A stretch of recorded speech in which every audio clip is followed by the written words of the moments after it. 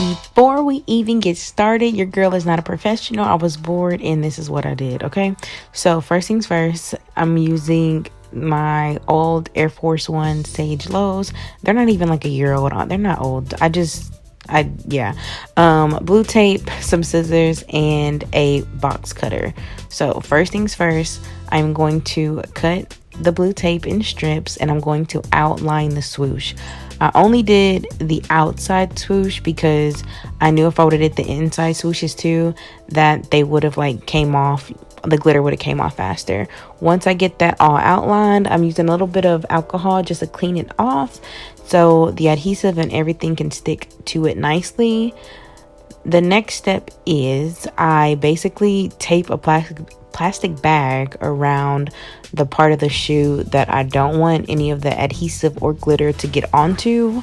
So just make sure you do that. I'm pretty sure there's a better way of doing it, but this is just what I did.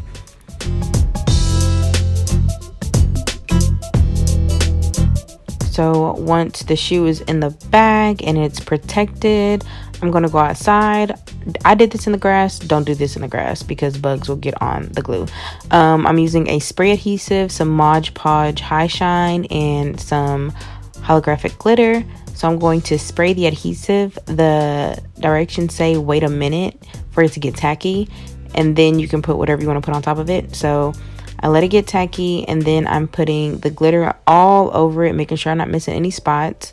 And then I'm going to tap the glitter off. So like I said, a bug actually got on some of my shoe, so the glitter wasn't able to lay that flat once I removed it. So this one is the first one I did, and honestly it wasn't the best, but the second one came out better.